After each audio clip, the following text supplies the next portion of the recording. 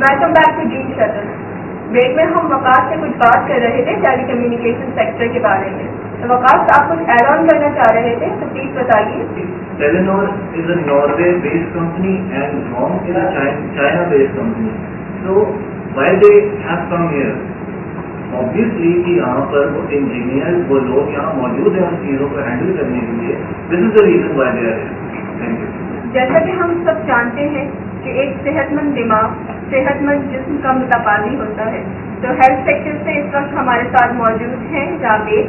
तो चलिए राबेह की तरफ चलते हैं और उनसे पूछते हैं कि हेल्थ के मसाइल को वो किस तरह देखती हैं और किस तरह उनके पास कौन सोल्यूशन है उनके पास इन मसाइल के हल के लिए।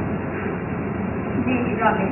हेल्थ ऐसा सेक्टर है जो हमारे मुल्क में सबसे ज़्यादा निगलेक्टेड रहा है और हमारी जो 30% पॉपुलेशन है वो रूरल एरिया की है और उसमें जो प्राइमरी हेल्थ फैसिलिटीज है उनको बिल्कुल भी मुहैया नहीं की जा रही हैं, जिसकी वजह से जो इशूज़ सामने आए हैं वो ये हैं कि 30% बच्चे जो कि 5 साल से कम हैं वो खुराक की कमी के मसाइल से गुजार हैं।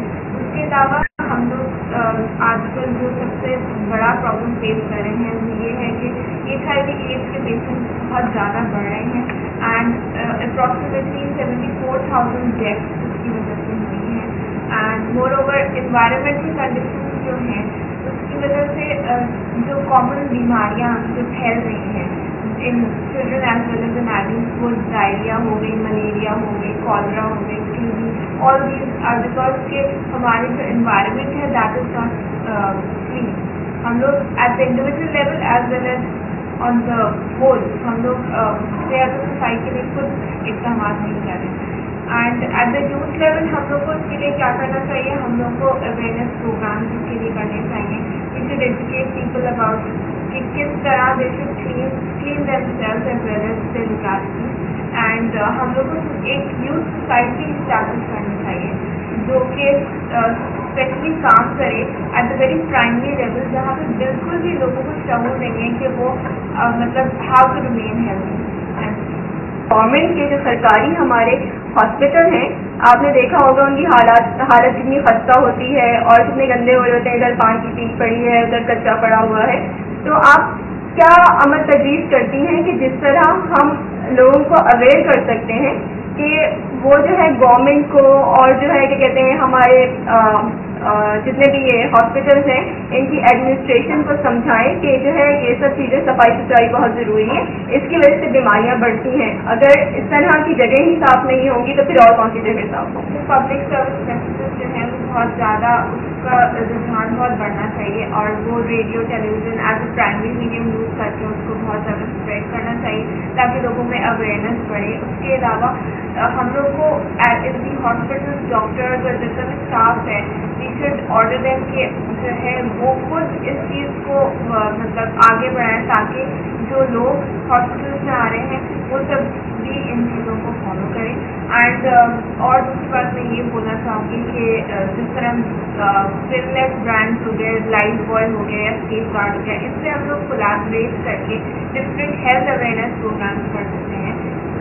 we should go into different schools and at the university level also हम लोग जा सकते हैं और अवेयरनेस प्रोग्राम कर सकते हैं ताकि इवन हॉस्पिटल्स में ही हम जाकर ये प्रोग्राम्स कर सकते हैं ताकि उनको सेहत और सफाई की तालीम दे सकें।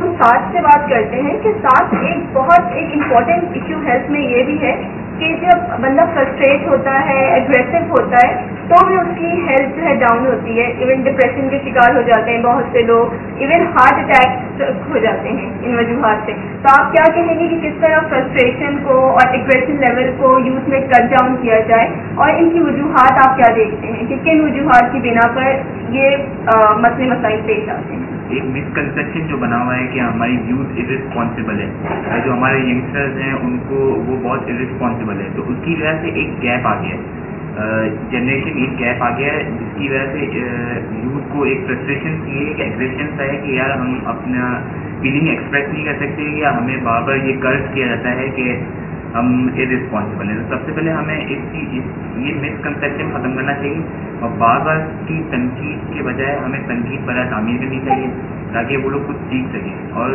सबसे पहली चीज़ ये है कि हमें माँ बाप को बचपन से देखना चाहिए یعنی ان کی آج کل کے جو ماں باپ ہیں وہ اپنی سوشل لائف میں بزی ہیں. باپ رات پر محنت کر کے امیر بننا چاہتے ہیں اور ماں ان کی اپنی سوشل لائف ہوتی ہے. تو وہ جو ایک انٹریکشن ہوتا ہے بچے کے درمیان اور پیرنٹس کے درمیان وہ ختم ہوتا جا رہا ہے. پھر اس کے بعد ایک اسکول لیول کے اوپر بھی جو ٹیچرز ہیں ہمارے ان کے اور جو بچے کے درمیان ریلیشن شپ ہے وہ بھی اچھا نہیں ہے. وہ اس طریقے سے اچھا نہیں ہے کہ وہ ٹیچرز آگے سے پڑھاتے ہیں اور چلے جاتے ہیں بجائے اس کے کہ وہ ایک اچھی تربیت دیں یا ان کو ایک نالج دیں. وہ کہتے ہیں کہ بس سلیبس پڑھا دیں اور بس پھر چلے جائیں, یہ ہماری ڈیوٹی ہے اور ختم. جس کی وجہ سے بھی وہ کچھ سیکھ نہیں پاتے یا اپنے آپ کو ریلیٹ نہیں کر پاتے وہ اپنی تھیوریٹیکل لائف سے اور پریکٹیکل لائف سے. یہاں ایک پوائنٹ میں ایڈ کرنا چاہوں گا کہ ہمارے یہاں کریئر کاؤنسلنگ نہیں ہوتی. بچہ اسکول جاتا ہے, جب تک وہ پریکٹیکل لائف تک ہوتا ہے وہ کنفیوژن کا شکار رہتا ہے کہ یار میں کس فیلڈ میں جا سکتا ہوں بہتر. تو ایک یہ طریقہ کار ہونا چاہیے اسکول لیول سے ہی کہ بچے کا جہاں دھیان یا اس کی جہاں زیادہ پریکٹس ہو یا اس کا جو رجحان ہو, جس طرح بھی اس کا زیادہ رجحان ہو وہ پریکٹیکل اچھا کر سکتا ہو, اسی طرح اس کو دھیان دینا چاہیے. ایسے سبجیکٹ انٹروڈیوس کرنے چاہیے کہ وہ اس طرف اپنا دھیان بٹا سکے. سیکنڈ تھنگ یہ کہ ہمارے جو یوتھ ہے وہ انوالو ہوئی ہے یہ جو فرقہ واریت ہوتی ہے ہمارے یہاں کہ ایک اس وجہ سے فرسٹریشن آتا ہے کہ یار ہم دنگے ہو رہے ہیں, فساد ہو رہے ہیں, ہم اس کے درمیان پھنس کے رہ چکے ہیں تو ہمیں پڑھنے کا موقع نہیں ملتا. تو وہ اپنی زندگی سے بھاگنے کی کوشش کرتے ہیں, ایک پریکٹیکل لائف سے بھی دور ہو رہے ہیں کہ ان کو موقع نہیں دیا جاتا. اس میں ایک اور بات میں ایڈ کرنا چاہوں گا کہ ہماری جو پالیٹکس ہوتی ہے اس کو تھوڑا سا اسٹڈیز سے دور رکھنا ہے, کیونکہ جہاں پالیٹکس انوالو ہو جاتی ہے تو ان کو وہ موقع نہیں مل پاتا پڑھنے کا بھی, یا ان کا رجحان تھوڑا سا اور الگ طریقے سے چلا جاتا ہے. پرابلمس تو آپ نے ہمیں بتا دی ہیں کہ کیا پرابلمس ہیں, مگر آپ ان کے لیے تھوڑے سے حل بھی ہمیں تجویز کر دیں تاکہ عوام اس پہ عمل کر کے بہتر زندگی گزار سکیں. جیسے کہ اب پریکٹیکل لائف کی میں نے بات کی ہے تو ہمارے یہاں ویکینسیز آتی ہیں, جیسے پہلے ذکر ہو چکا ہے کہ ویکینسیز آتی ہیں تو ہمیں ایک ٹائمنگ ہوتی ہے جیسے 9 to 5.